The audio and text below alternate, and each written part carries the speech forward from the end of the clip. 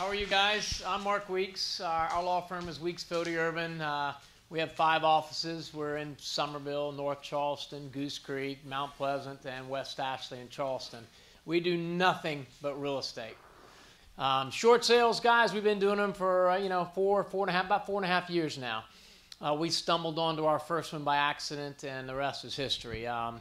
We've got 2 persons in our office who do nothing but short sales all day long.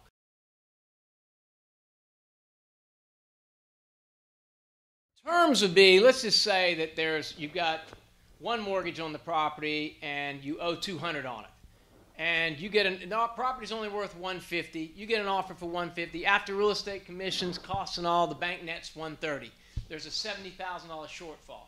Some banks will release you, waive any deficiency rights, and just 1099 you, which means that it's like a forgiveness of debt. And that way, there's typically the IRS will be involved. It'll be reported to the IRS as income to you. But if it's your principal residence under the Debt Relief Act of 2007, you would be exempt. If it wasn't principal residence, it was investment property, there's a good chance you'd have to pay taxes on that. So that's one exempt. That's one of the things that can happen with a letter. Other things, like terms, maybe the bank may come back and say, you know, some of the smaller local banks are very aggressive. They're not going to let you walk away. They may say, you know what, we want a note back from you for that $70,000 at 0% interest. We're not going to charge them interest, but we want you to pay us that $70,000 over 240 months. And you may say, I can't do that. Fine. You don't owe me anything. We kill the short sale, property goes to foreclosure, or whatever else. We just let them on the merry way. Not all banks let you walk away. And even the ones that you think let you walk away, if it's not your principal residence and the bank forgives debt, that is a taxable situation. So it's very important if you're running a short sale for someone or giving them any advice, be very careful.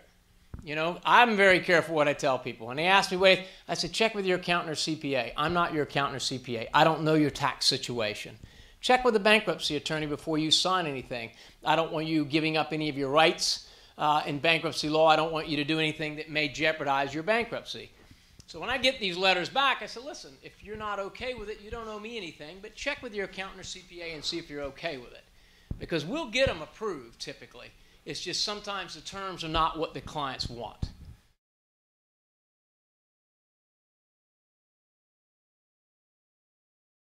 Well, there may not be an advantage. They both are going to damage your credit. Okay, for anyone that says, oh, short sale is not going to damage your credit, yes, it is. If you've got perfect credit and you have a short sale, it's going to ping you about 100, 140 points.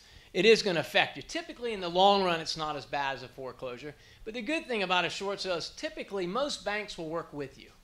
And if you sell it in a short sale, let's say that same example we had, the bank is 130. Some banks will, release, waive deficiency rights, and satisfy the mortgage. And all you do is get stuck with a 1099. But if it's your principal residence, know it.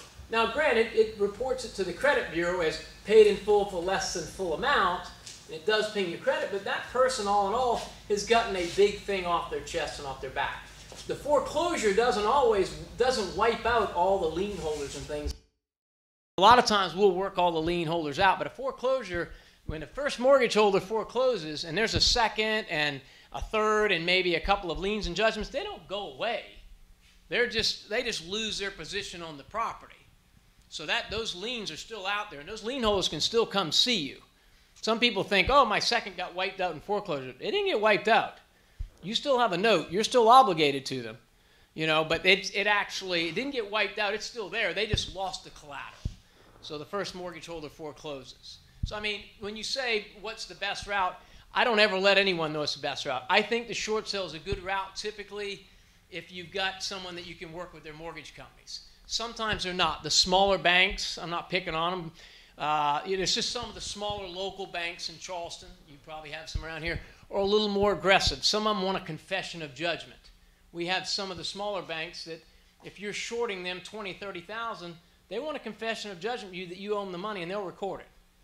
And I may say, listen, that may not be the best route for you. Bankruptcy may be the best route for you. If you've got other assets that you need to protect, Daddy gave me a farm, or I got a house over here, that may be your best route. That's why we always tell people, listen, we may not be your best route. I don't mind helping you. I'm not going to charge you anything to run it. I'll work my rear end off for you, but I want you to check around. after we get that approval letter, even now, talk to these other people. It may not be your best route. Sometimes it is, sometimes it isn't.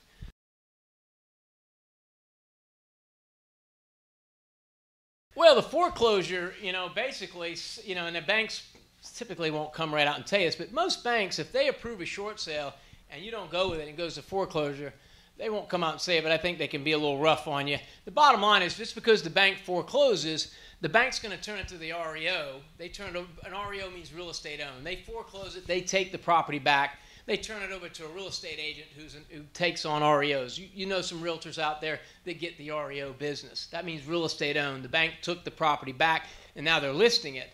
The bank can still come out. They can seek a deficiency judgment in the foreclosure. Okay? They don't have to let you go. They don't have to just foreclose on it. They may say, we're asking for a deficiency judgment. They may get a judgment on there for the difference in what you owed and what they received in the REO. Or they may 1099 you down the road. But the foreclosure does, like I said, it's going to be a crunch on your credit. You're not going to be buying a house for probably 4 to 6 years. Short sale's not quite as bad, but it's not great on your credit either. The short sale, though, typically gets you more money towards what the bank's owed, and you have a little more liberty of working with the bank, and you can usually talk to the bank and negotiate better terms as far as your credit and what may be owed down the road. But foreclosure, I try and get people to work around that any way you can, whether you do a deed in lieu where you deed the property back to the bank or go bankruptcy route or just something other than just letting the bank take it back. That can really crush your credit, and typically you get a lot more money paid towards what's owed through the short sale than you would with a foreclosure.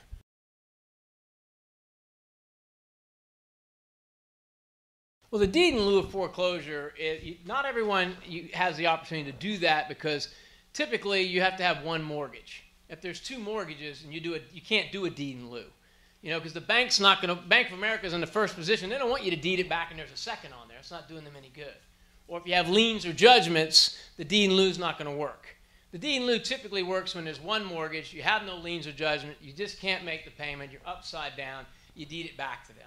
It's important, though, if you're going to send your client to do a deed in lieu and they qualify, that they make sure that, okay, what are the terms of it? Okay, I'm going to deed it back to you, Mr. Banker, but are you going to 1099 me? Are you going to hold me responsible for any of the deficiency? Are you going to release and satisfy? How is it going to affect my credit? These are things that's what I tell you. Listen, I don't mind you doing a deed in lieu, but check that with your accountant or CPA and make sure that deed in lieu is best for you as far as taxes, credit, deficiency, those type things.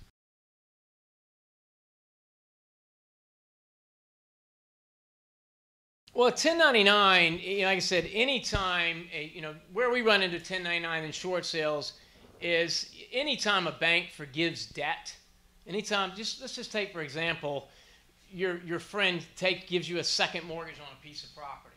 Let's say you bought it for $100, the bank loans $75, and your friend loaned $25, and 2 years from now, the friend just waives it. Don't worry about it.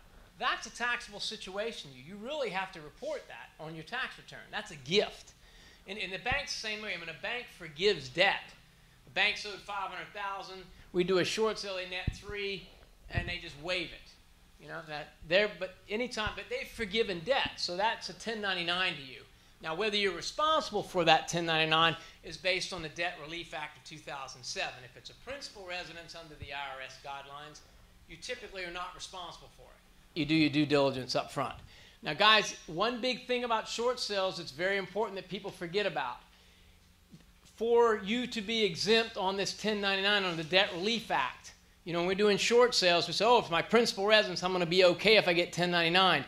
Only if the mortgages were taken out to purchase the home.